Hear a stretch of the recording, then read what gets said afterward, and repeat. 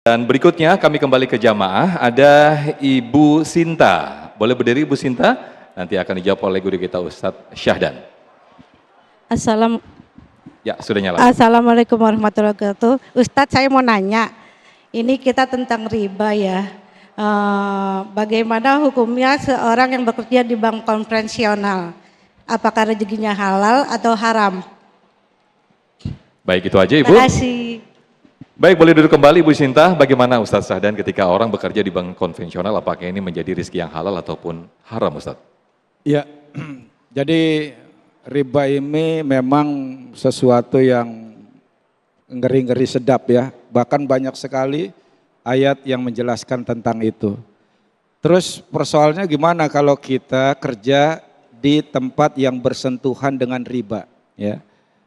Daruratnya kalau memang kita tidak langsung bersentuhan ya nggak apa-apa ya kan. Tapi kalau kita bersentuhan langsung dengan transaksi riba itu ya sebaiknya ditinggal gitu. Tapi kita ini dalam hidup sekarang itu hampir semuanya bersentuhan ya. Baik langsung maupun tidak langsung dengan yang namanya riba gitu. Terus bagaimana Ustadz caranya? Sama saja dengan kita kalau sakit ayah bunda. Ada yang kalau kita kuat, ya kita merasa kuat, mampu dan lain sebagainya, pakai cara amputasi. Ya kalau kita ada tumor di badan, ya kan, kalau kita mampu dan kuat, amputasi. Artinya apa? Tinggalkan itu seluruhnya. Ya, karena kita udah punya modal, kita punya simpanan dan lain sebagainya, tinggalkan pekerjaan yang berbau riba. Kita amputasi saat itu juga. Tapi kalau nggak mampu, ya banyak khawatiran segala macam yang namanya manusia, ya jangan diamputasi dulu lah. Kita rawat inap dulu, ya rawat inap. Artinya apa? Ya pelan-pelan kita yang ada transaksi yang riba, kita pelan-pelan, kita tinggalin, kita menjauh dikit-dikit, ya kan. Yang kemarin, yang transaksi misalnya ada hutang dengan cara riba, kita bayar dulu, kita cicil. Kalau memang bisa langsung, tapi kalau bisa cicil, begitu lunas jangan ulang lagi. Gitu loh. Jangan ulang lagi. Nah itu namanya nunggu sembuh dulu lah, dirawat inap dulu ya. Kalau rawat inap nggak bisa, rawat jalan ya.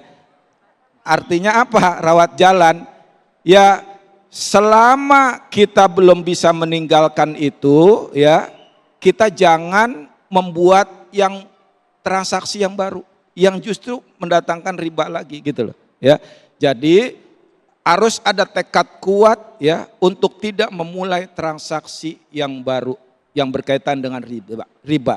Termasuk tadi pekerjaan itu. Kenapa? Karena masih ada waktu kan Ustadz ya? Silakan Ustadz. Dulu ada orang yang datang ke rumah Imam Syafi'i. Pak Imam, kenapa? Kok keluarga saya Masya Allah, istri saya jago banget ngutang Pak Imam. Jago ngutang? Iya. Ada yang sini ada, bukan nyinggung sini ya. Terus anak saya sakit-sakitan terus. Ya begitu, pendapatan saya baru tanggal 3 udah habis. Saya pinjam juga. Apa solusinya Pak Imam? Kata Pak Imam, Anda kerja Pak Imam. Gaji Anda berapa? Gaji saya 3 dinar Pak Imam.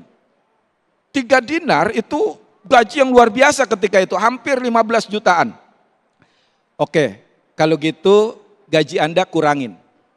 Kurangin Pak Imam? Iya.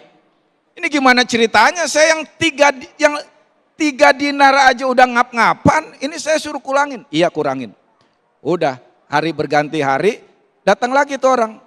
Pak Imam, kenapa? Alhamdulillah, kenapa? Isi saya udah perek ngutang. Gitu. Tapi anak masih sakit, hidup masih kurang.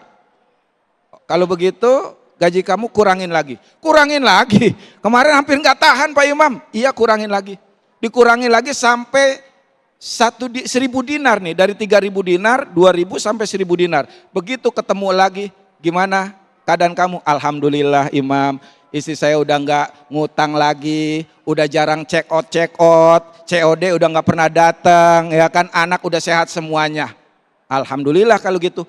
Muridnya bingung, Imam. Kok bisa sih dikurangin malah berkah? Iya, karena nih orang kerjanya merempet-rempet yang haram atau subhat. Waktu kerja 8 jam, yang 3 jam buat kerja, sisanya buat main game online. Ya kan? Masuk jam 8, dia datangnya jam 10. Orang-orang belum pulang, dia udah pergi duluan, ngurusin kerjaan yang lain. Itulah akhirnya nggak berkah. Maka itu sekali lagi, kerjaan penting menjadi kita untuk jaga jangan sampai haram.